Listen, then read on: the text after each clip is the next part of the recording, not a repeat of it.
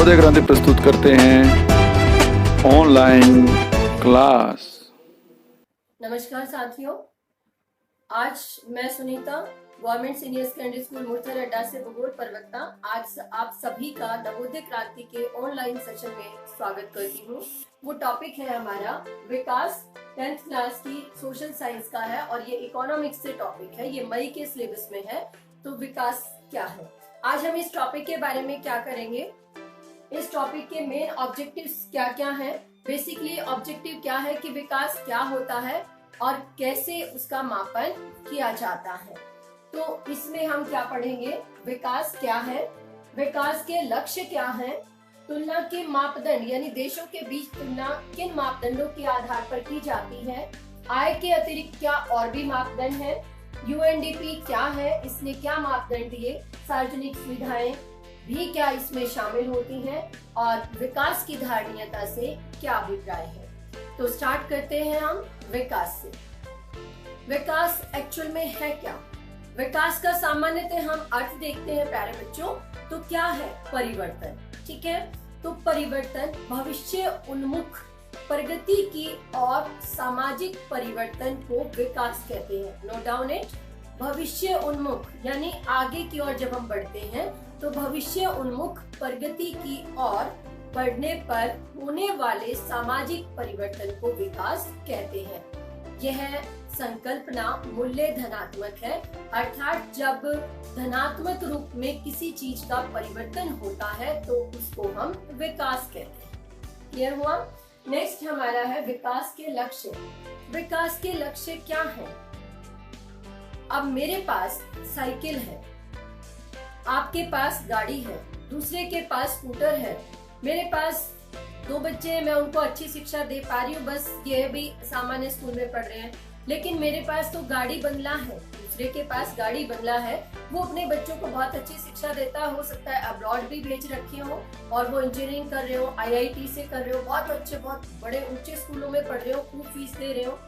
इतना ही नहीं, उनके पास बड़ी गाड़ी हो तो उनकी आकांक्षाएं अलग हैं, उनके पहनने का रहने का ढंग अलग है, तो ये सभी के लक्ष्य अलग अलग है, सभी का स्तर अलग है, सभी का लक्ष्य अलग है। तो जो अगला पार्ट हमारा है बेटा, वो क्या है, विकास के लक्ष्य। कि विकास के लक्ष्य सभी के लिए अलग अलग होते हैं। क्यों होते हैं? अभी जो मैंने आपको एग्जांपल दिया, इससे हमें क्या क्लियर होता है कि सभी एक दूसरे से भिन्न हैं। सामाजिक पारिवारिक स्थिति, आर्थिक स्थिति सभी की एक दूसरे से अलग है, तो उसी के अकॉर्डिंग उनकी आकांक्षाएं, उनकी इच्छाएं, उनके लक्ष्य अलग अलग होती हैं। ठीक है, तो आपकी किताब में भी एक टेबल दे रखी है और हम उसी के आधार पर यहाँ कुछ एग्जाम्पल लेते हैं। ठीक है, जो आपने खुद भरनी है। सबसे पहले हम छोटे से स्कूल से ही चलते हैं। ओके, आप किसी ऐसे स्कूल में पढ़ते हो जिसमें प्लेग्राउंड नहीं है, लैब नहीं है, हाँ बिल्डिंग है, कई बार आपकी ज्यादा बच्चे हो जाते हैं या ऑप्शनल सब्जेक्ट आते हैं तो आपको क्लासेस बाहर पेड़ के नीचे या ग्राउंड में लेनी पड़ती है ना? ऐसा ही होता है। लाइट चली जाती है तो जनरेटर की व्यवस्था नहीं होती है। तो आप ऐसे स्कूल में पढ़ रहे हैं, तो आप क्या सोचते हो कि आपके स्कूल के भविष्य में क्या लक्ष्य होने चाहिए कि स्कूल को किन चीजों पर ध्यान देना चाहिए, किन की ओर उसे अग्रसर होना चाहिए। नेचुरल लेकिन की ओर होना चाहिए कि जो लैब्स नहीं है वो लैब होनी चाहिए ताकि बच्चे प्रैक्टिकल करके सीख सके। प्लेग्राउंड जरूर होने चाहिए ताकि बच्चों का मानसिक विकास के साथ साथ शारीरिक वृद्धि भी हो सके, शारीरिक विकास भी हो सके।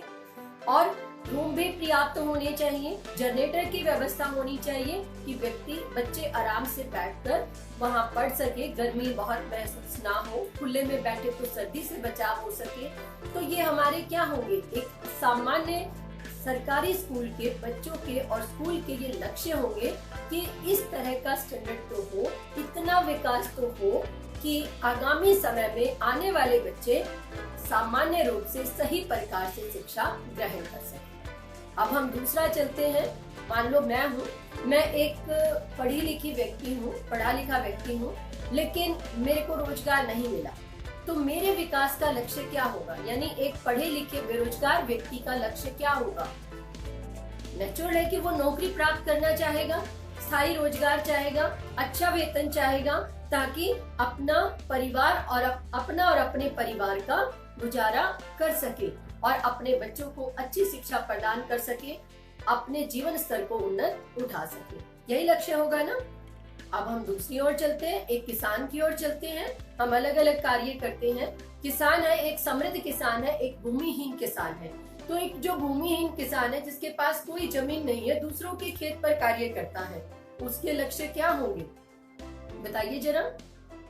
भाई उसके लक्ष्य तो यही होंगे कि किसान के यहाँ फसल अच्छी हो और उसे रोजगार मिलता रहे, मजदूरी उसे पूरा साल भर मिले, उसकी मजदूरी ज्यादा हो, अच्छी हो, अच्छी आमदनी होगी तो उसे मजदूरी भी ठीक मिलेगी, जिससे उसके परिवार का भरण पोषण हो। उसके साथ किसी प्रकार का कोई भेदभाव ना हो कि वो मजदूर है तो मालिक के यहाँ कार्य करता है, समानता के आधार पर एक दूसरे को देखा जाए, ये उसके लक्ष्य होंगे। एक समृद्ध किसान है जिसके पास गाड़ी बंगला बहुत सारी जमीन है, मजदूर खूब काम करते हैं, उसके विकास के लक्ष्य क्या होंगे, उसके अलग होंगे। वो चाहेगा कि और उन्नत कृषि यंत्र लिए जाए, कृषि उत्पादकता को और अधिक बढ़ाया जाए, ठीक है, और अन्य उन्नत वैज्ञानिक विधियों का प्रयोग किया जाए। जब जीवन स्तर उन्नत है तो वह गांव से शहर की ओर भी भागेगा, जमीन को ठेके पर भी देगा या अपनी जमीन में वह जैविक खेती और अन्य उन्नत तकनीकी विधियों से उत्पादन वृद्धि पर योगदान देगा। ये उसके लक्ष्य हो गए। एक ऐसा व्यक्ति है जो बहुत, एक ऐसा बच्चा जो धनाढ्य परिवार में रहता है, भाई बहन दोनों हैं, तो उनके क्या लक्ष्य होंगे। बेटा भाई खूब ऐशो आराम की जिंदगी जीता है, लेकिन बेटी को रोका जाता है, तो बेटी का क्या लक्ष्य होगा ऐसे परिवार में। उसका भी ये लक्ष्य होगा कि मैं भी भाई के बराबर रहूं, उच्च शिक्षा प्राप्त करूं, बाहर जाऊं, प्रतिष्ठित नौकरी प्राप्त करूं और समाज में मेरा भी बराबर का सम्मान हो। तो सबके विकास के लक्ष्य अलग अलग होंगे। तो नेचुरल है कि विकास के लक्ष्य सबके अलग अलग होंगे, क्योंकि सभी का स्तर, सभी की आकांक्षाएं, सभी की आवश्यकताएं एक दूसरे से अलग होती हैं। तो इसीलिए सभी के विकास के लक्ष्य भी अलग अलग होंगे। क्लियर। अब आते हैं कि विभिन्न देशों के बीच इनमें कैसे तुलना की जाती है, क्या तुलना आवश्यक है। आपके माइंड में क्वेश्चन आ रहा होगा कि कुछ देशों को विकसित कहा जाता है, कुछ को विकासशील कहा जाता है और कुछ को तो पिछड़े कहा जाता है, क्यों। अच्छा, एक बार आप यहाँ से निकलकर अपनी क्लासरूम की ओर जाओ, उठ के नहीं जाना है, बस आपने मेंटली जाना है। Means you are to think over your class. अपनी क्लास में जाओ, सोचो कि कई बार दूसरे सेक्शंस भी होते हैं, कई बार जब आप काम नहीं करते तो टीचर क्या कहता है, बेटा बिल्कुल काम नहीं करते, तुम्हारी क्लास बहुत गंदी है, तुम बिल्कुल काम नहीं करते, कहते होंगे नहीं ऐसा ओपनली। और जो बच्चा नहीं करता, भाई तुम तो बिल्कुल नहीं करते, ये देखो ये लड़की कितनी अच्छी है ना। तो वो क्या है, वो तुलना है। किस आधार पर तुलना है, वो अलग अलग आधार होते हैं, किस आधार पर तुलना की गई है। और ये फैक्ट है कि एक दूसरे से जहाँ भिन्नता होगी वहाँ तुलनात्मक अध्ययन जरूर होगा, चाहे वो देश की बात हो, चाहे वो राज्य की बात हो, चाहे वो व्यक्ति विशेष की बात हो, समाज की हो या स्टूडेंट्स की हो या अध्यापकों की हो, वहाँ तुलना जरूर है। अब तुलना के आधार अलग अलग हो सकते हैं। जब हम भावनात्मक आधार पर तुलना करते हैं, गुणों के आधार पर तुलना करते हैं, जिसका हम मापन नहीं कर सकते, वो एक के लिए अच्छे हो सकते हैं, दूसरे के लिए अच्छे नहीं हो सकते, तो हमें बुरा लगता है। तो उसका एक मापदंड होता है कि किस आधार पर हम तुलना करते हैं। अगर हमें कोई टीम बनानी है अपने स्कूल में, मान लो फुटबॉल की टीम बनानी है, तो हमारे चयन का आधार मापदंड क्या होगा, सोचो क्या होगा मापदंड। कि बच्चे फिजिकली स्ट्रांग हो, उनको बेसिक चीजें पता हो, उनके घर वाले उनको बाहर भेज भी पाए, वो फिजिकली भी स्ट्रांग हो, तो उन बच्चों का हम टीम में पहले सिलेक्शन करते, ये हमारा क्राइटेरिया हो गया।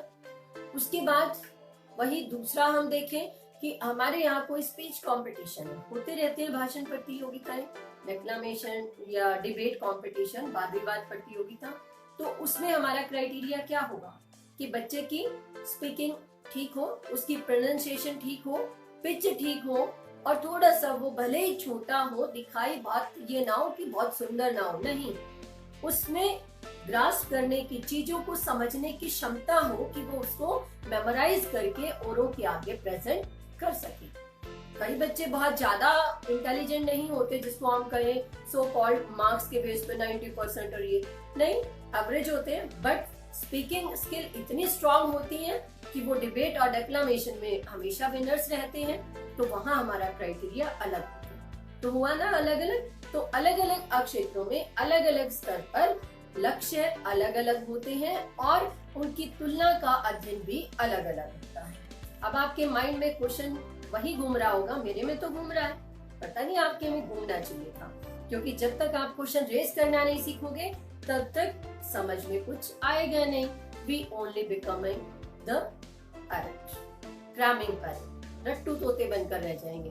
इसलिए स्टार्ट रेजिंग क्वेश्चन, क्वेश्चन उठाने शुरू करें, क्वेश्चन आना चाहिए, तो आ भी रहा होगा। यस, तो क्यों कुछ देश विकसित हैं और क्यों अविकसित हैं? अब जैसे हम क्लास की तुलना करते हैं, एवरेज के आधार पर तुलना, कई बार हम कहते हैं कि इस क्लास में 20 बच्चे बहुत अच्छे हैं, पढ़ाई में भी ठीक है, राइटिंग भी अच्छी है, हर चीज में एक्टिवली पार्टिसिपेट करते हैं, टाइम पे आते हैं, यूनिफॉर्म भी ठीक रखते हैं, जैसा ठीक है, पर इस क्लास में इतनी, तो ये क्लास अच्छी है, तो वो हमने क्राइटेरिया सेट कर दिया। तो वैसे ही क्राइटेरिया देशों का भी होता है, कुछ देश विकसित तो कुछ विकासशील होते हैं। तो तुलना के मापदंड क्या है? विश्व बैंक ने, नोट कर लेना साथ साथ, वॉइस शायद ऑडिबल होगी ना, विश्व बैंक ने विभिन्न राष्ट्रों के बीच तुलना के लिए किसका प्रति व्यक्ति आय, किसको लिया? प्रति व्यक्ति आय को लिया। अब उन्होंने कहा कि राष्ट्रीय आय या प्रति व्यक्ति आय को आधार माना जा सकता है। राष्ट्रीय आय, अब हमारे पास क्वेश्चन दो रेस हो गए हैं, एक राष्ट्रीय आय और एक प्रति व्यक्ति आय, ये हमें क्लियर होना बहुत जरूरी है। राष्ट्रीय आय क्या होती है? किसी भी देश में वर्ष विशेष में उत्पादित सभी अंतिम वस्तुओं का मूल्य और आयातित वस्तुओं के मूल्य को राष्ट्रीय आय कहा जाता है। Is it clear? जीडीपी, इसको जीडीपी की फॉर्म में अगर हम देखें, जीडीपी होता है ग्रॉस, नोट कर लेना, ग्रॉस डोमेस्टिक प्रोडक्ट, सकल घरेलू उत्पाद, यानी किसी भी देश में किसी वर्ष विशेष में उत्पादित अंतिम वस्तुएं और विदेशों से प्राप्त आय कुल मूल्य को हम जीडीपी कहते हैं। वो उत्पादित मूल्य कितना है? क्लियर?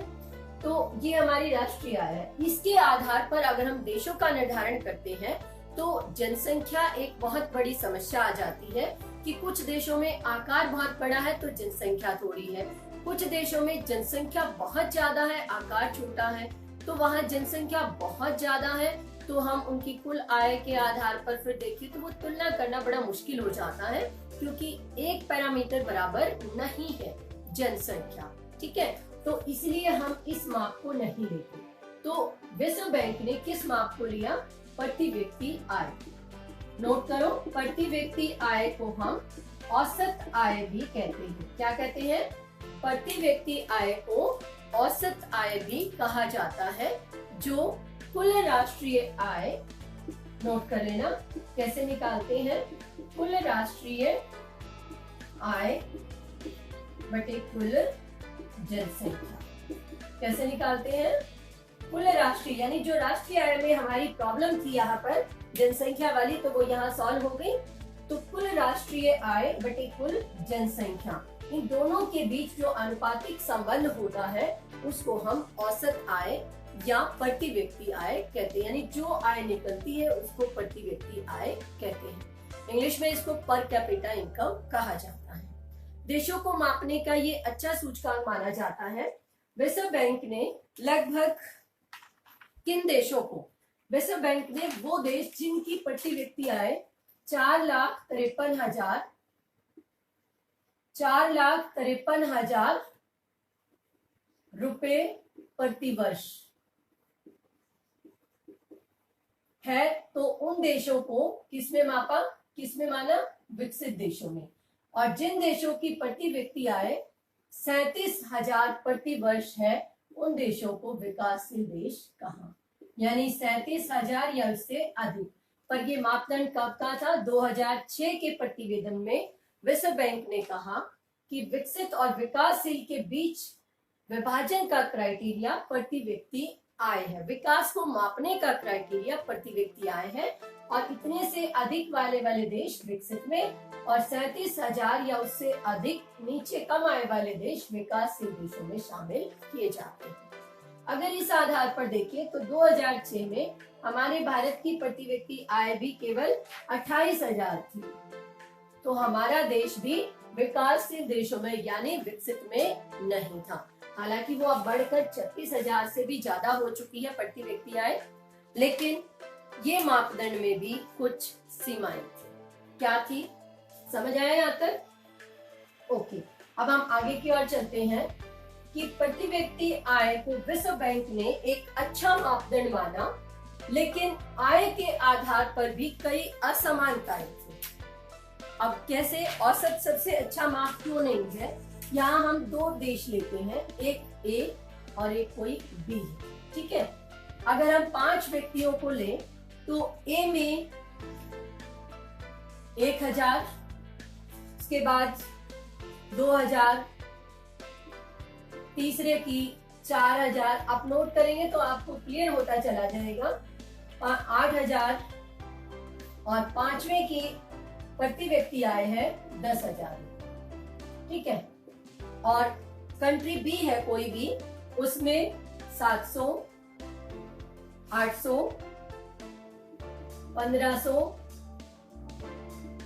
1500 और एक व्यक्ति की आय लगभग 18,500।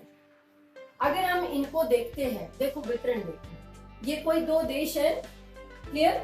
इन दो देशों में 5 व्यक्तियों को हमने लिया, जिसको हम रैंडम सैंपलिंग कहते हैं, उनकी प्रति व्यक्ति आय को लिया। अगर हम इनको जोड़ दें 1 2 3 7 8 15 और 10 25, तो हमारी ये औसत आय लगभग कितनी आ गई?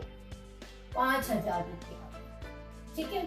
अगर इसको भी जोड़े 1500, 1503, 4 4500 और ये भी कितनी आ गई हमारी? 25,000। इसको भी हम देखते हैं तो ये भी हमारी कितनी आ गई? औसत आय 5,000। एवरेज इनकम दोनों कंट्रीज की बराबर है, लेकिन अगर आय का डिस्ट्रीब्यूशन देखोगे लोगों के बीच में तो आपको अंतर नजर आएगा कि इसकी क्या खामियां हैं, कि आय का वितरण एक समान नहीं है। पहले वाले ए कंट्री में लोगों के बीच आय का वितरण फिर भी लगभग बराबर है और सभी का जीवन स्तर उन्नत है, लेकिन दूसरा कंट्री एवरेज तो वही है 5,000, है ना, लेकिन कुछ लोग देखो 700-800 रुपए ले रहे हैं, 1500 एक ही व्यक्ति है, मतलब बहुत सारे लोग गरीब हैं, कोई एक आधा लोग ही बहुत ही उच्च श्रेणी पर है। तो ये क्या आ गया? संसाधनों के आय के वितरण में असमानता है। तो इसलिए प्रति व्यक्ति आय किसी भी देश के विकास के मापन का बहुत अच्छा सूचकांक नहीं है, क्योंकि इसमें वास्तविक वितरण का हमें पता नहीं चलता। Is it clear? गुड। तो यहाँ तक आपको समझ आ गया होगा। नेक्स्ट चलते हैं हम आय के अतिरिक्त और क्या मापदंड है। आय के अतिरिक्त और क्या मापदंड है? तो आय के अतिरिक्त भी अगर हम देखते हैं तो आय के अतिरिक्त भी कुछ ऐसी चीजें हैं जो किसी भी अक्षेत्र के, किसी देश के, किसी अक्षेत्र के व्यक्तियों के विकास को निर्धारित करती है। आज हर कोई व्यक्ति ये नहीं चाहता कि उसकी आमदनी बहुत ज्यादा हो, नो डाउट प्रति व्यक्ति आय अच्छी होनी चाहिए, लेकिन वह स्वास्थ्य, सुरक्षा, क्या चाहिए उसे?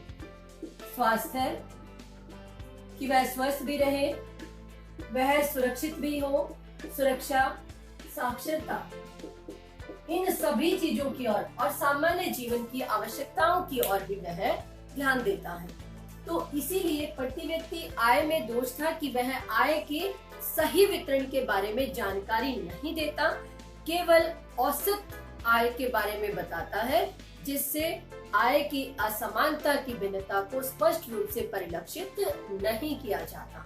तो इसलिए अन्य सूचकांक, कौन से सूचकांक? यूएनडीपी ने आय के अतिरिक्त कुछ और सूचकांकों पर भी ध्यान दिया।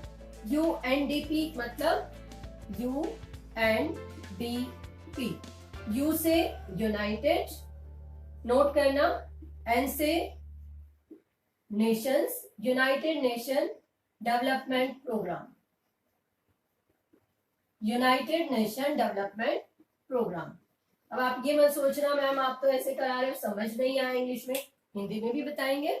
यूनाइटेड नेशन डेवलपमेंट प्रोग्राम, संयुक्त राष्ट्र क्या हो गया? ये बड़े इंपॉर्टेंट क्वेश्चंस होते हैं, पॉइंट होते हैं जो हमें बेसिक चीजें पता होनी चाहिए। संयुक्त राष्ट्र विकास कार्यक्रम, क्या है ये? संयुक्त राष्ट्र विकास कार्यक्रम। संयुक्त राष्ट्र ने 1990 में विकास कार्यक्रम दिया जिसमें HDI यानी विकास को मापने के लिए केवल प्रति व्यक्ति आय को ही आधार नहीं माना, बल्कि किसको? साक्षरता, स्वास्थ्य और साथ में प्रति व्यक्ति आय, मुख्य रूप से इन 3 सूचकांकों पर बल दिया। ठीक है, तो इन सूचकांकों को HDI, H से हेल्थ, D से डेवलपमेंट, I से इंडेक्स, स्वास्थ्य विकास सूचकांक का नाम दिया गया। क्लियर? इसके आधार पर अगर हम देशों के बीच तुलना देखते हैं तो उसमें काफी अंतर आता है।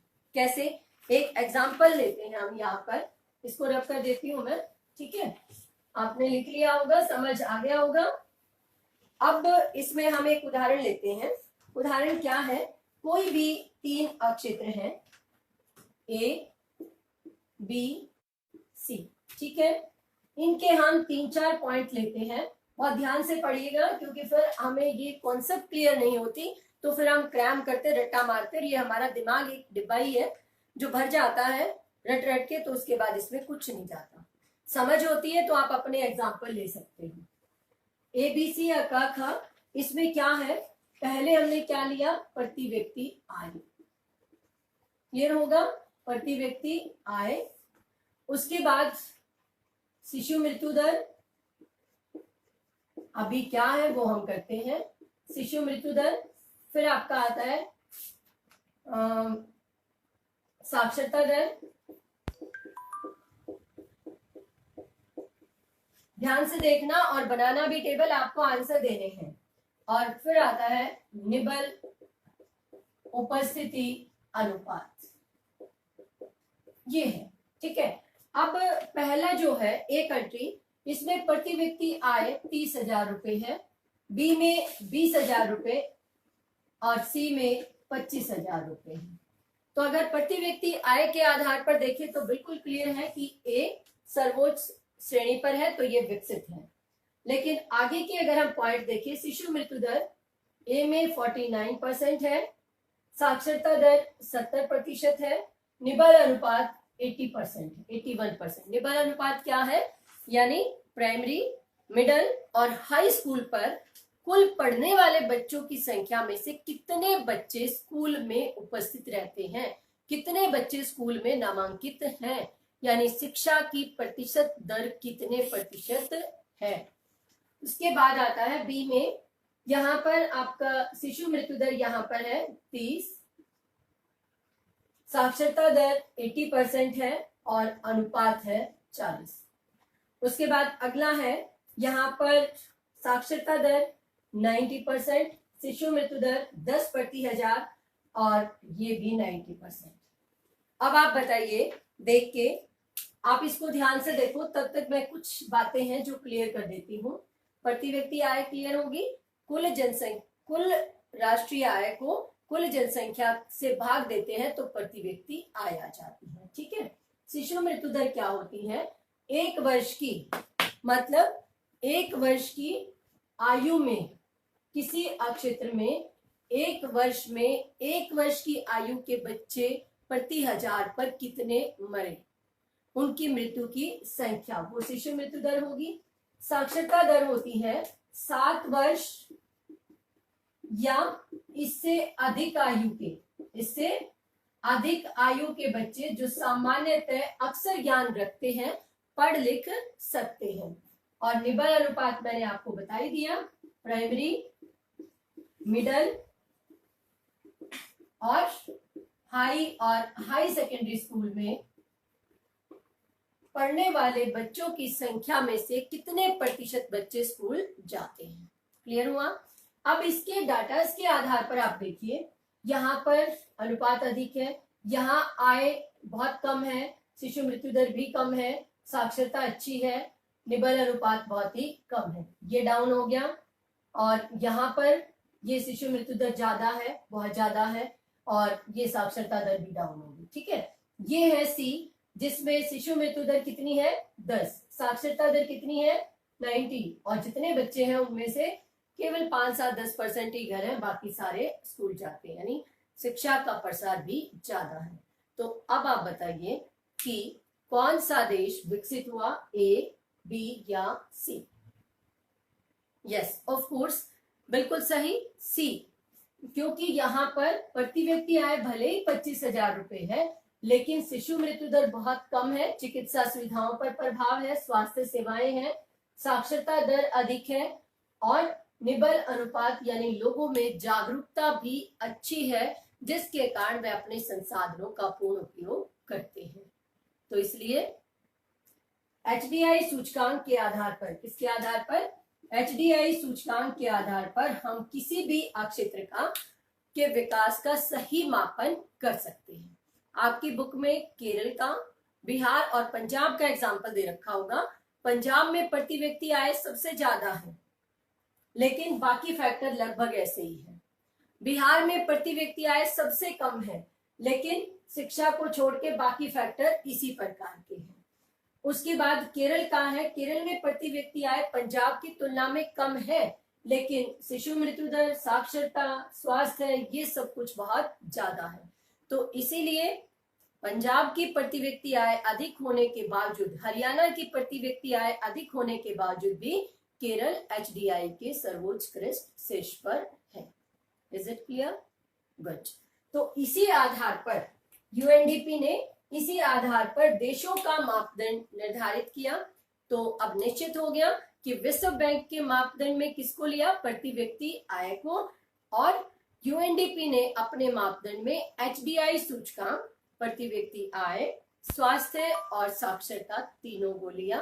तो विश्व बैंक की अपेक्षा UNDP का मापदंड बेहतर है देशों की तुलना करने के लिए। इतना ही नहीं, बॉडी मास इंडेक्स BMI यानी अल्प पोषणता के स्तर को जांचने के लिए बॉडी मास इंडेक्स भी निकाला जाता है, जो जितनी हाइट है वो बटे लंबाई के वर्ग में उसको भाग दे दिया जाता है, जिससे कि इतनी हाइट होगी तो इतनी लंबाई होगी, तो वह सही पोषित है, नहीं तो वह अल्प पोषित या कुपोषण का शिकार है।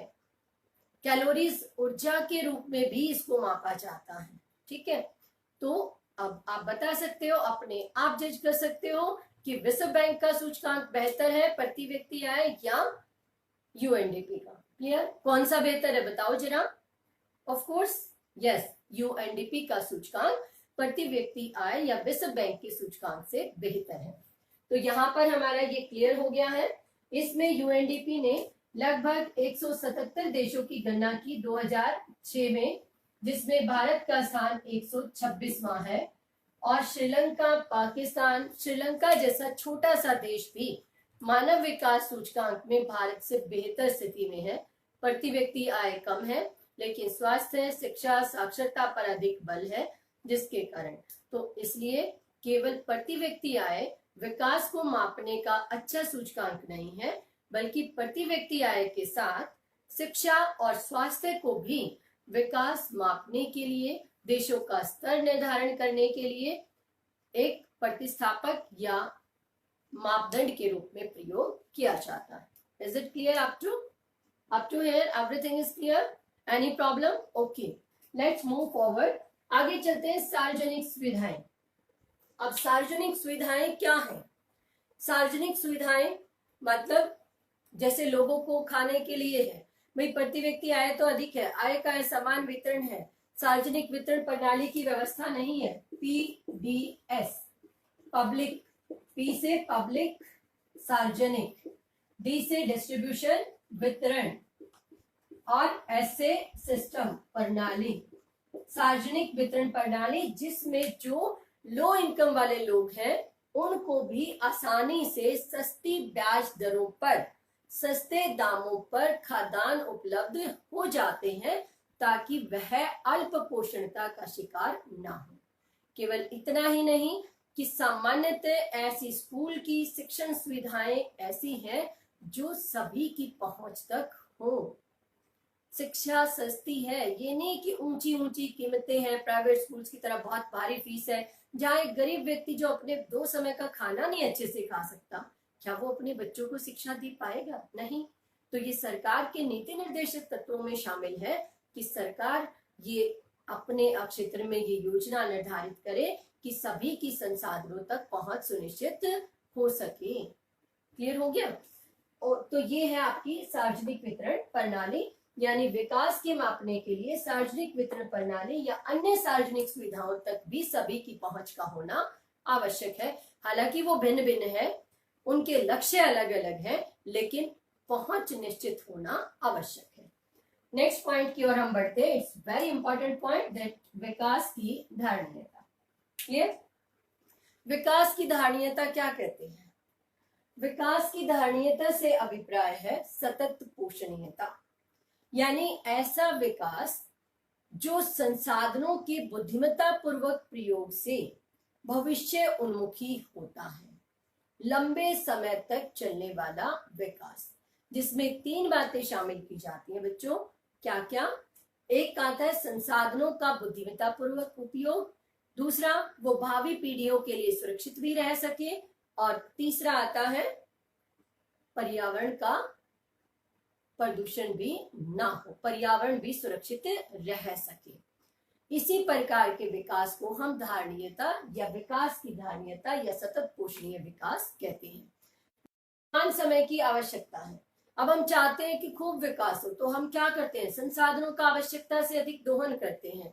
हमें पता है अति किसी भी चीज की बुरी होती है। अगर बहुत खाना स्वादिष्ट बना है, हम खा लेते हैं, तो क्या होता है? बहुत मोटे भी तो हो जाते हैं ना। अब वो अति हो जाती है तो हमें अनेक समस्याएं होती हैं। हम डाइटिंग करते हैं, जैसे इस एज के बच्चे करते हैं। अगर हम डाइटिंग करते हैं, बहुत कम खाते हैं, तो बहुत दुबले पतले हो जाते हैं। आंधी आती है तो वो भी हमें उड़ाले जाती है ना। तो अति तो चाहे वो कम में हो या ज्यादा में, वो कमी बहुत ज्यादा तो कोई भी चीज गलत होती है। जैसे हम पानी का प्रयोग करें, अब सुना होगा आपने कि अगला विश्व युद्ध जल के लिए होगा, है ना। क्यों कहा जाता है ऐसे? कि हम इस प्रकार जल संसाधन नवीकरण संसाधन है, दोबारा प्रयोग में लाया जा सकता है, चक्र पाया जाता है, जल चक्र, जिससे हमें पुनः जल प्राप्त होता रहता है। लेकिन अगर हम इसी रूप से जल का प्रयोग करते रहे तो उपलब्ध जल, जो भूमिगत जल के भंडार है, वो समाप्त होते चले जाएंगे। यही कारण है कि आज इतनी गहराई पर जल मिलता है। अगर हमें बोर डालनी हो, पहले तो बहुत ऊपर ही जल मिलता था। क्लियर है ना। लेकिन कुछ समाप्य भी है बहुत। अगर हम ऐसे ही प्रयोग करते रहे तो वो समाप्त हो जाएंगे और हमारे आगे आने वाली पीढ़ी विकास नहीं कर पाएगी। तो क्या हम उनको खाली धरोहर देके जाएंगे? क्या धरोहर क्या है? खाली खजाना है उनके पास, कुछ नहीं देके जाएंगे हम। तो इसलिए विकास की धारणीयता जरूरी है कि हम संसाधनों का प्रयोग बुद्धिमत्ता पूर्वक करें, ताकि वो हमारी आवश्यकताओं की भी पूर्ति करे और आगे आने वाली पीढ़ियों के लिए भी जरूरी हो। हाँ, लास्ट एक बात और मैं जरूर कहना चाहूंगी कि इसमें विकास एक के लिए विकास हो सकता है, वो दूसरे के लिए विनाश का कारण भी बन सकता है। इसलिए सोचा समझा विकास होना चाहिए, जिसमें सभी की मैक्सिमम की आवश्यकताओं की पूर्ति हो। ठीक है ना। जैसे बांध बनाए जाते हैं नदियों पर, बांध बनाने के लिए देश का विकास जरूरी है। देश के विकास के लिए कि भाई बहुउद्देशीय परियोजनाएं विकसित होती हैं, जल विद्युत उत्पत्ति की जाती है। लेकिन जिस क्षेत्र में बांध बनते हैं, अगर वो आवासीय क्षेत्र में है, तो वहां पर लोग शरणार्थी हो जाते हैं। बड़े पैमाने पर वन काटे जाते हैं, जो पारिस्थितिक संतुलन का खतरा है। बहुत बड़े बांध अगर रिहायशी क्षेत्र में बना दिए जाएं, तो क्या करते हैं वो? हमारी पृथ्वी जो समय संतुलन में है, उसकी समय स्थिति को भंग कर देती है। आपको पता है कोयना भूकंप, गोंडवाना लैंड दृढ़ भूखंड का भाग है, कोयना महाराष्ट्र में है, लेकिन 1967 में वहां पर भूकंप आया। उसका मुख्य कारण क्या था? कोयना नदी पर बनाया गया बांध था। उसके कारण एक तरफ दबाव ज्यादा हो गया, और भी एनरोन परियोजनाएं, कई परियोजनाएं थी, एक तरफ ज्यादा दबाव दूसरी तरफ कम, तो वो प्लेटें ऊपर नीचे हो गई, जिसके कारण टकराव हुआ और भूकंप आया, जिससे व्यापक जनधन की हानि हुई थी, जिसका कोई अनुमान ही नहीं था उस समय, महामारी जिसको कहा गया था। क्लियर? तो इस प्रकार हमें संसाधनों का विकास करना होगा, अपने विकास के लिए संसाधनों का प्रयोग करना है, लेकिन बुद्धिमत्ता पूर्वक सोचकर प्रयोग करना है। क्लियर? तो आज का चैप्टर आई होप आपको समझ आया होगा। तो इसलिए विकास के लक्ष्य सबके अलग अलग होते हैं। Being a individual, being a social animal, हम सामाजिक प्राणी भी हैं, समाज में रहते हैं, एक व्यक्तिगत रूप में भी। हम सभी को पता होना चाहिए कि हमें क्या करना है, हमारे लक्ष्य क्या है, हमारे इस करने से समाज पर, संसाधनों पर क्या प्रभाव पड़ेगा, तो हम सतत पोषणीयता की धारणा के अनुकूल विकास कर पाएंगे। क्लियर? तो आज का टॉपिक हमारा चैप्टर पूरा होता है। विकास सामाजिक विज्ञान का 10th क्लास का टॉपिक था, जिसको हम रिकैप करते हैं। अब इसमें कई क्वेश्चंस आते हैं। विकास क्या है? विकास के लक्ष्य सबके लिए अलग अलग होते हैं। क्यों होते हैं? क्योंकि सभी का स्तर अलग अलग होता है, सबकी आवश्यकताएं, आकांक्षाएं, सबका स्तर डिफरेंट होता है, तो लक्ष्य भी अलग होंगे। उदाहरण देके पूछ लें कि आप बच्चे हो, आपका लक्ष्य क्या है? मैं अध्यापक हूँ, मेरा लक्ष्य क्या है कि मैं नित नए प्रयोग करूं, अपने बच्चों को ऐसी टेक्निक्स अप्लाई करूं ताकि मेरे बच्चों को ज्यादा से ज्यादा समझ पाए, मेरे बच्चों का लिविंग स्टैंडर्ड उन्नत हो, उनको अच्छा सीख पाए, वो अपने आप को समाज में प्रतिष्ठित स्थान पर स्थापित कर सके, सामाजिक मूल्यों का विकास हो, ये मेरे लक्ष्य होंगे। तो सभी के अलग अलग हो गए। उसके बाद है कि अलग अलग उद्देश्यों के आधार पर तुलना के मापदंड अलग होते हैं। देशों की तुलना के लिए दो प्रकार के मापदंड दिए। एक विश्व बैंक ने मापदंड दिया जिसको प्रति व्यक्ति आय कहा गया, दूसरा यूएनडीपी ने एचडीआई सूचकांक दिए, प्रति व्यक्ति आय, साक्षरता और स्वास्थ्य। और इसी के साथ ही अल्प पोषणीयता को मापने के लिए बीएमआई सूचकांक, बॉडी मास इंडेक्स का भी प्रयोग किया गया। सार्वजनिक सुविधाओं की उपलब्धता भी सभी को मिल जाए, तो इसलिए ये भी दिया गया। और विकास की धारणीयता यानी लंबे समय तक होने वाले विकास, ताकि संसाधनों का समुचित उपयोग हो और हम अपना जीवन स्तर भी उन्नत कर पाए। Clear? Hope you understand the chapter.